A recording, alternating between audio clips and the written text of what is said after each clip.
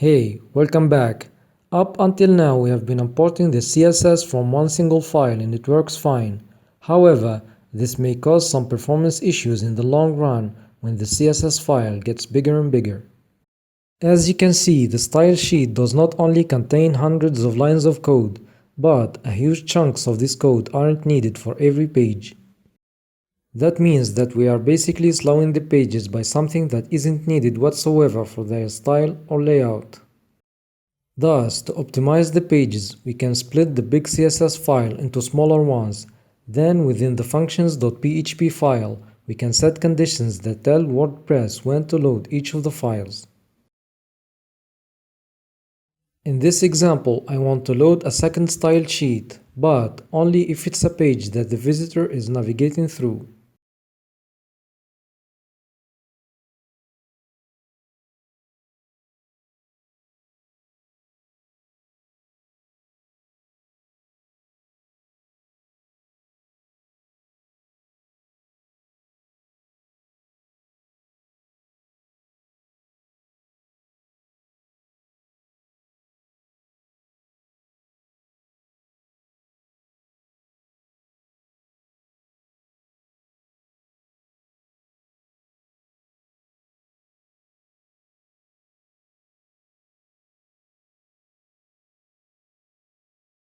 Now, once the home page is refreshed, the content of the style sheet 2 is loaded, and the same thing is happening on the consultation page. If I go to the posts page, you'll notice that the style sheet 2 isn't loaded because the articles page code is actually written in the index.php file instead of page.php. The same thing goes for an article page because a post code is included within the single.php file, not page.php. That being said, let's say we want the style sheet 2 to be included only in a specific page, not all of them. Well, that's pretty simple. We just need to get the ID of the page by opening the page editor and taking it from the address bar.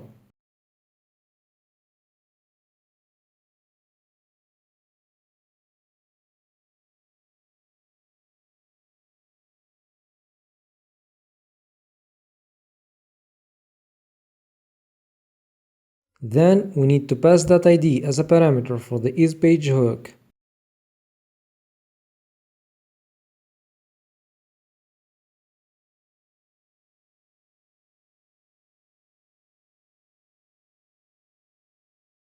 Everything we did on pages is applicable on blog posts. We just need to use isSingleHook instead of isPage.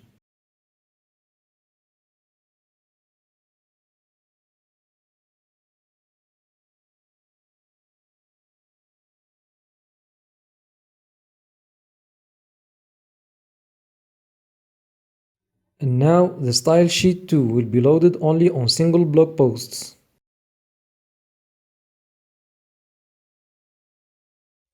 Now let's talk about dependencies. A dependency is a library or just a small chunk of code that without it your main code wouldn't work. For instance, if you have some jQuery functionalities in your code, those functionalities will not work if you don't include the library itself in your project. jQuery is therefore a dependency for your JavaScript code. Let's try an example where our main JavaScript displays the content of a constant that is declared in another JavaScript file.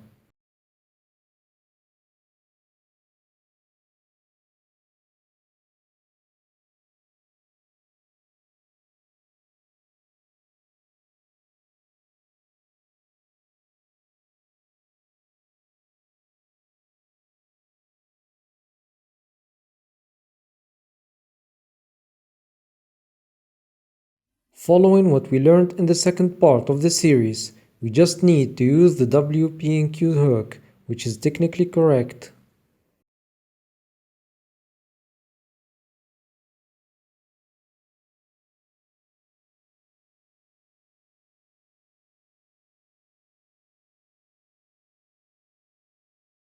Now, what if we try to load the second JavaScript file after the main one?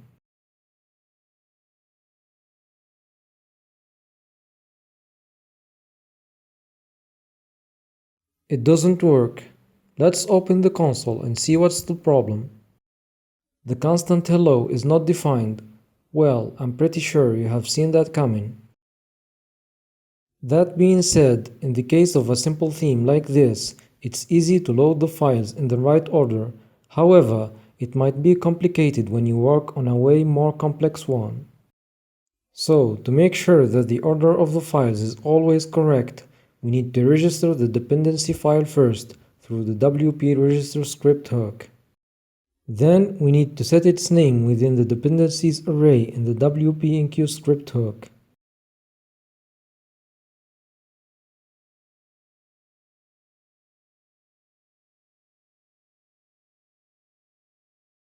For the time being, we have the name of the website showing up whatever the page we are on.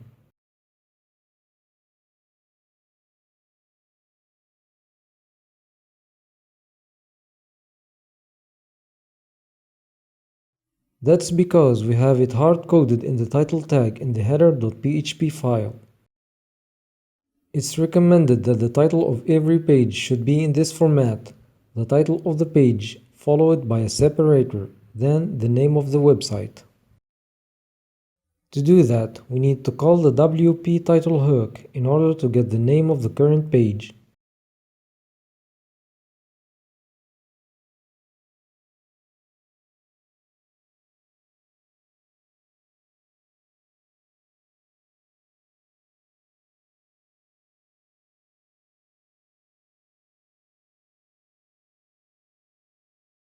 Then let's add the name of the website.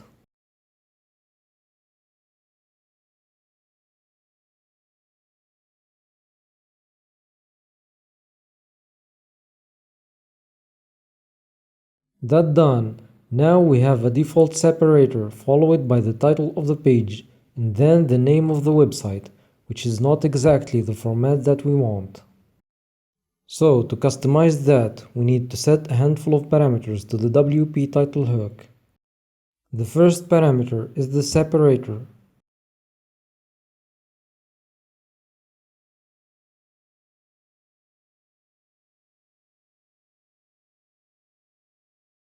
The second one is a boolean that basically tells if we want just to get the value of the title or we want to display it.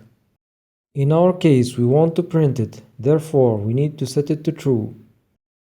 The last parameter is the location of the separator.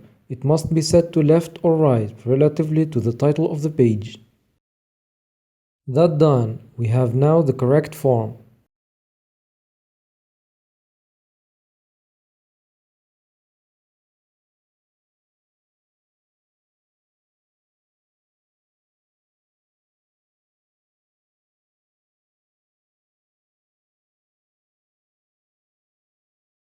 The list of articles can be really long if there are a lot of articles. Thus, we need to add pagination buttons to save visitors from scrolling infinitely. We have the ability to set how many posts each page should have. So, to do that, let's go to the admin dashboard, settings, then reading. Because I don't have many posts, I'll set one, so each page of the blog will contain one single article. Now, since the first page contains the latest article, we need the link to access the page that has older articles.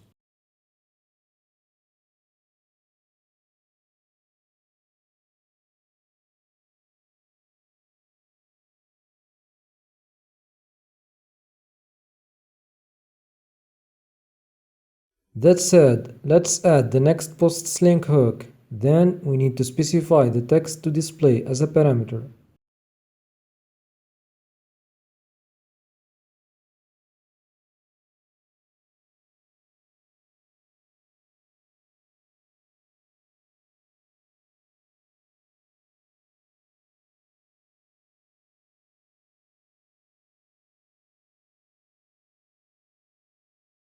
Now, let's add the previous post's link hook to do the reverse.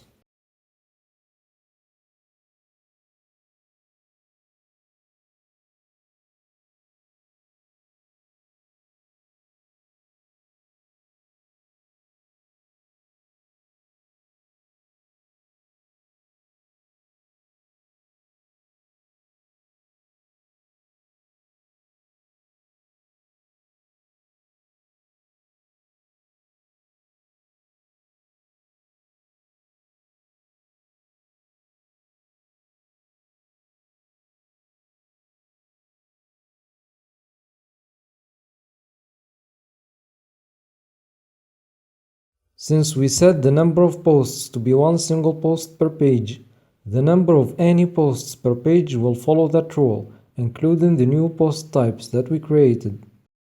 So here, even if I have two testimonials and two cards, if I go to the home page, I'll find only one of each of them.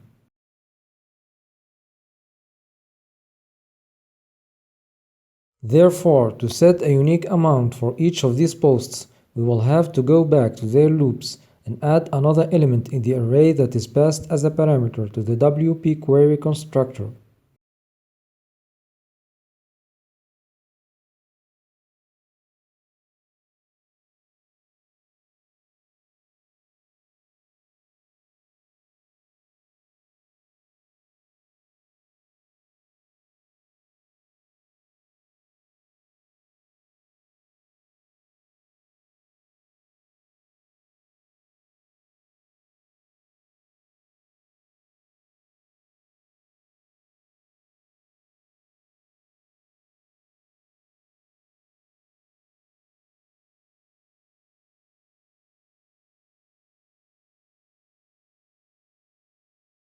And this is it for this tutorial. Make sure to subscribe and I will see you in the next one.